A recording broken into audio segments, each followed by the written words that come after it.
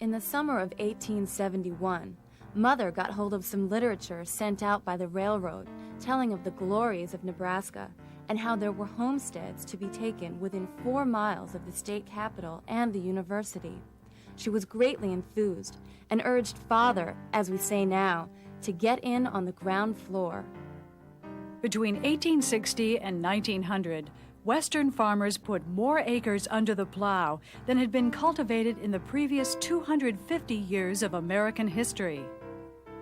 The same magic wands of government land acts, transportation, and technology that had developed Western resources into lucrative industries turned the wind-swept Great Plains and the fertile soil of the Far West into the breadbasket of the world.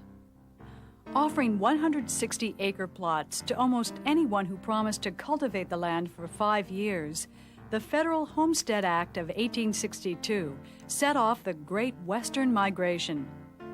Drawn from their homelands by promotional brochures that boasted opportunities in the American West, 2 million European immigrants settled on the Great Plains, transplanting pieces of Sweden to Minnesota, Germany and Denmark to Kansas, and Poland to Nebraska. The arrival of the Santa Fe Railroad to Los Angeles in 1885 set off a land boom in Southern California. Within a decade, California had become a major grower of fruits and vegetables, cultivated by the Chinese, Japanese, and Mexican immigrants that the large growers hired to work the fields. New farm implements like the chilled iron plow, spring-tooth harrow, and mechanical harvester enabled farmers to produce 5 to 10 times more than before. In the arid West, farmers used new varieties of seeds and dry soil farming techniques to turn dry prairie into waving fields of wheat. The challenges of the West also offered women opportunities not available back east.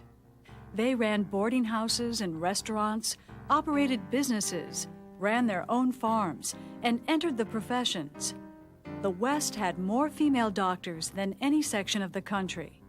The West was also the first region to give women the right to vote.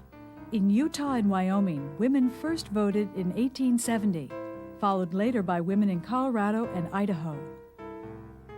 In the years between 1866 and 1880, Western farmers put 23 million new acres under the plow. But as wheat, corn, and other grains flooded the market, prices plunged. Thousands of farmers couldn't pay their bills and lost their land. Hurrah for Greer County, the land of the free, the land of the bedbug, grasshopper, and flea. I'll sing of its praises, I'll tell of its fame, while starving to death on my government claim. By 1900, 2/3 of the homestead farms had failed. As homesteaders went bust, big growers backed by Eastern and European investors bought up the failing farms and established huge agricultural operations called bonanza farms. One of the first was Oliver Dalrymple, who strung together 30,000 acres into a vast commercial enterprise. Using the latest mechanized farm implements, large commercial farmers created factories in the field. The Bonanza Farm represents the Army system applied to agriculture. A manager marshals his men, arrays his instruments of war, and with mechanical precision, the whole force moves forward to conquer and extract rich tribute from the land. The development of commercial agriculture and the means to ship the food produced enabled Americans to eat better and more cheaply than ever before. Refrigerated boxcars shipped meats, grains, and vegetables to grocery stores and dinner tables across the country. From the far western lands came grapes, oranges, broccoli, and almonds. The Great Plains offered endless fields of wheat and corn, while the South contributed rice, tobacco, and peanuts. But even as Western farms transformed American diets, the rise of big commercial growers began to eclipse Jefferson's dream of a nation of self-sufficient family farmers.